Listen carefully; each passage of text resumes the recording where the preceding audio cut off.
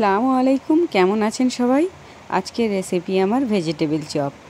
ইফতার কিংবা সন্ধ্যার নাস্তায় যে কোনো পারপাসেই, আর বাড়িতে কোনো গেস্ট আসলে এরকম ভেজিটেবিল চপ যদি বানিয়ে দেন, আপনার তারিফ করতে থামবে না। এতটা ভালো খেতে হয়, খুবই টেস্টি, আর বাইরে থেকে পুরো ক্রিস্পি হবে আর ভিতরটা জুসি, অনেক টেস্টি। স্কিপ না করে রেসিপিটা লাস্ট পর্যন্ত দেখতে থাকুন। সবার প্রথমে একটা প্যান গরম করে এখানে 3 থেকে 4 টেবিল স্পুন সরিষার তেল দিয়ে দেবো। একটা গোটা পেঁয়াজ কুচি করে কেটে দিয়ে দেবো।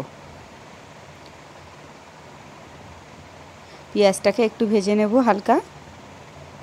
নেবার পর আমি এখানে 3 পিস কাঁচা লঙ্কা আর 1 ইঞ্চি একটা আদা নিয়ে থেতো করে দিয়ে দিলাম। পেঁয়াজের সঙ্গে ভাজতে হবে।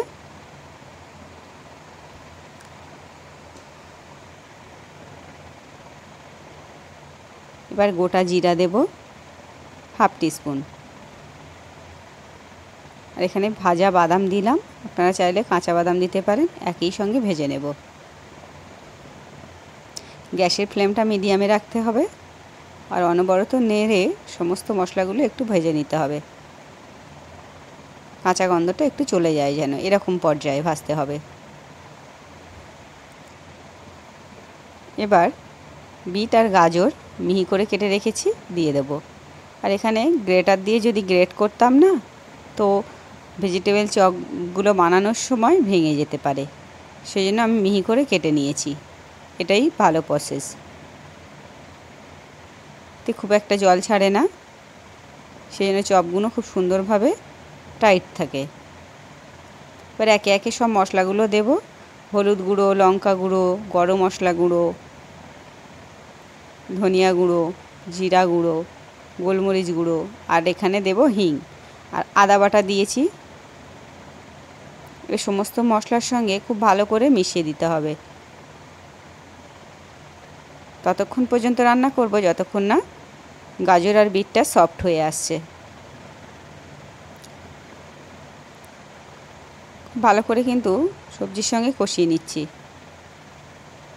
এখানে সবজিটা যত ভালো রান্না হবে, চপগুলো খেতে বেশি ভালো লাগবে। আর বাদামগুলো মুখে পড়লে এত ভালো লাগে খেতে। এখানে চাইলে কিশমিশ অ্যাড করতে পারেন, আরও ভালো লাগবে খেতে। অনেকটাই সফট হয়ে এসছে। এবার বয়েল করা মটরশুঁটি দিয়ে দেবো।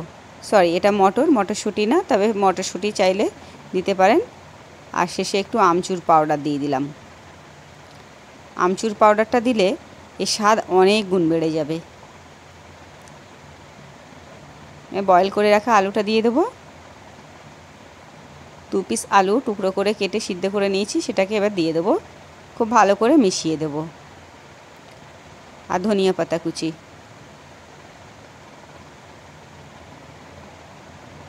এই মটরশুঁটি আর বাদামটা মুখে পড়লে এত ভালো লাগে খেতে না।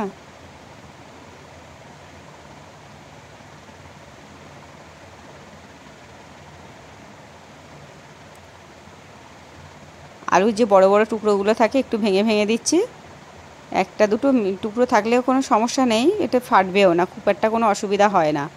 গ্যাসের ফ্লেম মিডিয়ামে রেখে অনবরত নেড়ে নেড়ে এটাকে ড্রাই করে নিচ্ছি। আর নূতন আলু হলে একটু বেশি ভালো হয়, কারণ নূতন আলু অনেক বেশি ড্রাই হয়ে যায়। 1 টিস্পুন মতো চিনি অ্যাড করলাম। পুরোপুরি ড্রাই হয়ে গেছে, নামিয়ে ফেলবো। এবার আমি একটা ঘোল বানিয়ে নেব। ততক্ষণে পুরটা ঠান্ডা হতে থাক।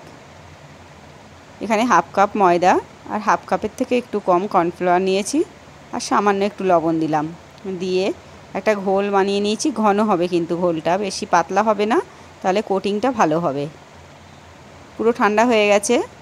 এবার হাতে করে নিয়ে চপের শেপ দিয়ে দিচ্ছি। যে যেমন শেপ পছন্দ করেন সেরকম শেপ দিতে পারেন। আমি এখানে দোকানের মতোই বানাচ্ছি, যেহেতু দোকানের মতো লম্বাটে করেই শেপটা দিচ্ছি। আর টেস্টটা কিন্তু পুরোপুরি দোকানের মতোই এসছিল। আপনারা ট্রাই করতে পারেন বাড়িতে। আর এই ব্রেড গ্রামটা আমার বাড়িতেই বানানো। ব্রেডের যে সাইডের টুকরোগুলো হয় ড্রাই রোস্ট করে নিয়েছি মিক্সিতে দিয়ে। দারুণ ব্রেড গ্রাম তৈরি হয়ে গেছে।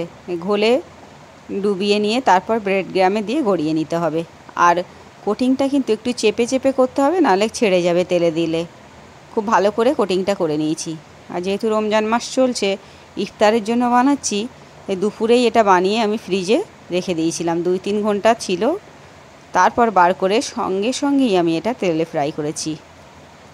আর গ্যাসের ফ্লেমটা হাইয়ে থাকবে। তেলটা গরম না থাকলে কিন্তু এটা ক্রিস্পি হবে না, আর দেওয়ার সঙ্গে সঙ্গে ছেড়ে যাবে।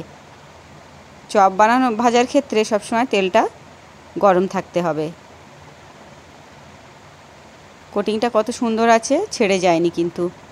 দারুণ একটা ক্রিস্পি আর সুন্দর একটা কালার চলে এসছে। তারপর কিন্তু তুলে নিতে হবে। বেশি ভাজতে সময় লাগে না, ভিতরের পুরটা তো পুরোপুরি কুক করা, জাস্ট বাইরে ক্রিস্পি করার জন্যই ভাজা। দারুণ ক্রিস্পি হয়েছে, শব্দ শুনেই নিশ্চয়ই বুঝতে পারছেন।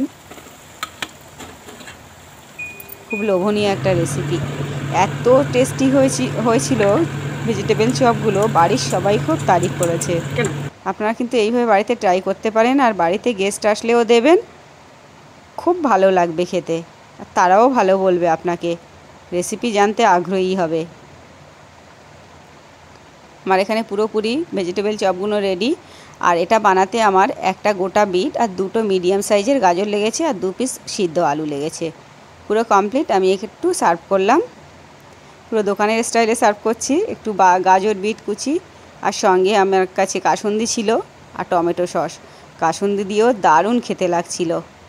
একবার ট্রাই করবেন, খুব ভালো লাগবে। আর যদি আমার ভিডিওটা আপনার ভালো লেগে থাকে, অবশ্যই লাইক কমেন্ট শেয়ার করতে ভুলবেন না, আর চ্যানেলটিকে সাবস্ক্রাইব করবেন। এরকম নিত্য নতুন রেসিপি পেতে বাটা মশলা কিচেনে চোখ রাখবেন। ভালো থাকবেন, সুস্থ থাকবেন। এখানেই শেষ করলাম।